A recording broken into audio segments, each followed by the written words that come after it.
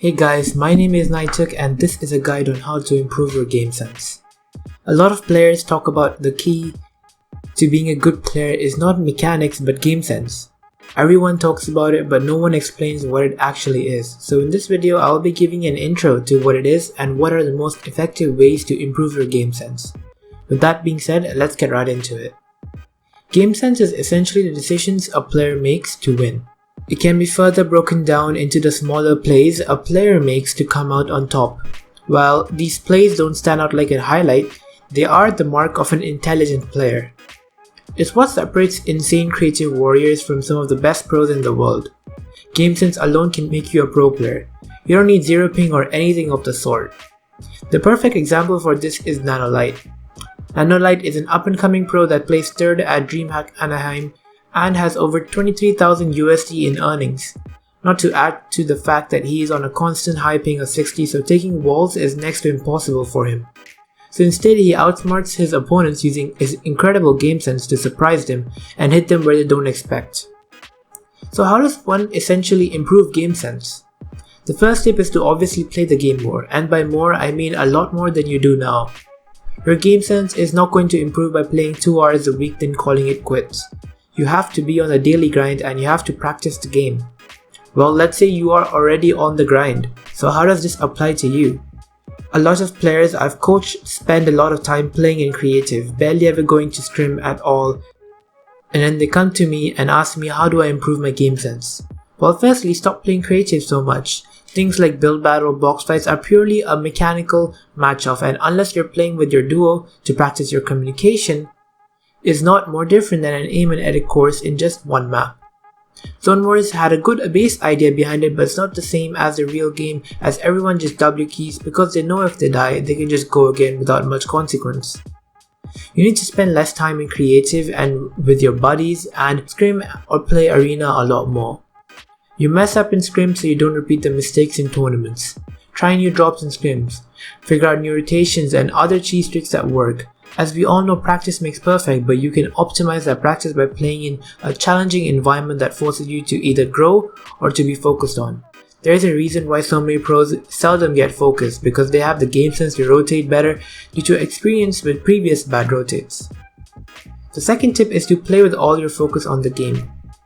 Mute the music, leave that Discord call with all your buddies in it, and focus just on the game. That way you prevent yourself from doing something that people at Psychology Today call as autopiloting. In essence, it's when you do something so much your brain makes it second nature for you so you can focus on the more important things. Notice how you can drive to your workplace without having to be consciously aware of the signals you need to turn at or the places you need to stop at.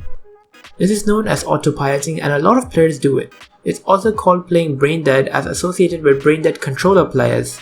When you initially load up your game, the first thing you do is hop into creative, maybe box fight a bit with your duo, a couple of rounds of zone wars here and there, or do an edit course or aim map. When you do this every day, your brain autopilots through each of them, and when you go into the actual game, it doesn't switch to active thinking. You are still just autopiloting. You stop thinking and making plays. And you need to stop doing this. You need to stop and reflect, change it up every so often, set a goal for the day. For example, let's say I want to get to 500 high points today. Setting a goal for the day is the most important thing you can do to bring yourself out of the autopilot. But you have to make that goal realistic. Don't go like I'm going to hit Champion League today when you're only 2500 points. It's simply not going to happen. When you set achievable goals and achieve them, your confidence goes up and you start believing in yourself. When that happens, you make better plays. You tilt less, you think clearer. To summarize the second tip, stop autopiloting and actually play the game. Make better decisions and set realistic goals that you can achieve so you can stop yourself from autopiloting.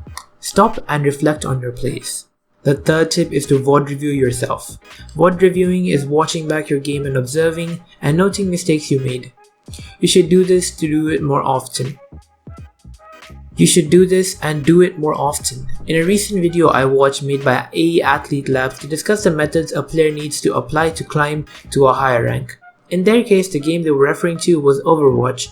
Overwatch has ranks in competitive play and these ranks decide what your skill level is.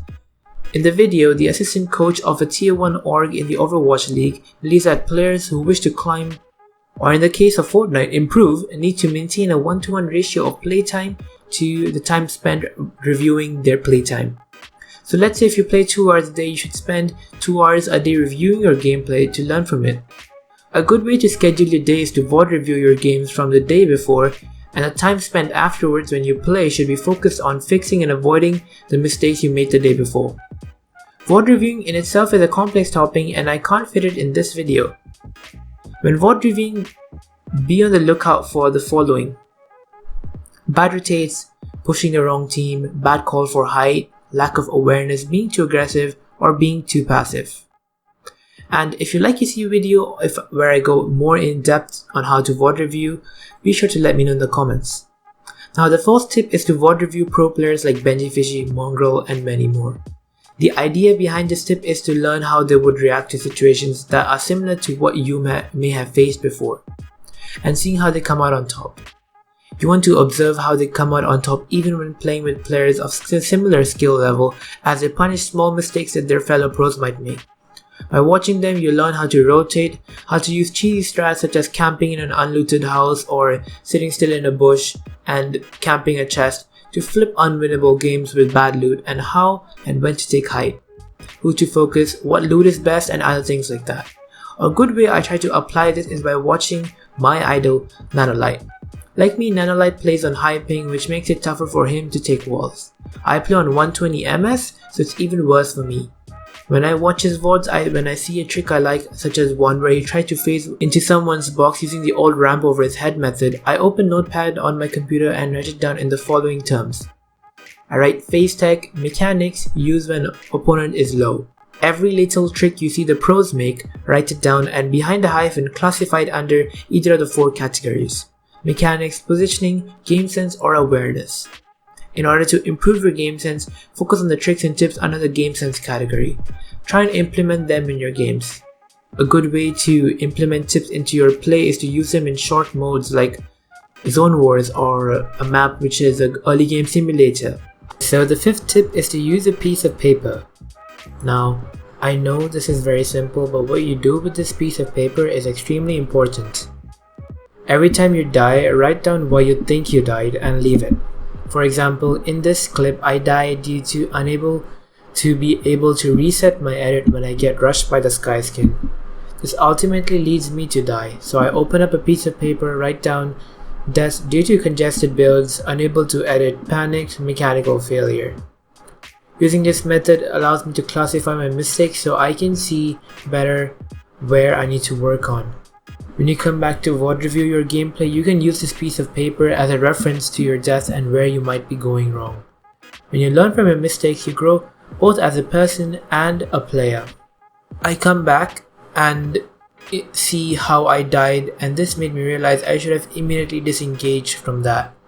I should A, not have been in the same box as my duo, as us using the same walls and cones and pyramids prevents us from using editing to maximum effectiveness, and B, I should have focused on rotating instead of finishing off and collecting loot. Now, I know my mistakes and I know to put rotates before kills in endgames. I highlight this, and when I start playing tournaments, I look at the highlighted bit and make sure I follow them through. Lastly, to be very clear, Gamesense is something you can't learn overnight. It's part of the grind that this game is, and mastering that is what makes it fun. And that's all folks. If you like my content, drop a like and share it with your friends. Be sure to drop a sub to see more content like this, and I'll see you guys later. Also, PS, if you'd like me to cover any topics that you need help in or want free coaching, feel free to DM me on Discord, which I'll leave down below, or leave a comment down below. Thanks for watching, and I'll see you guys later. Peace.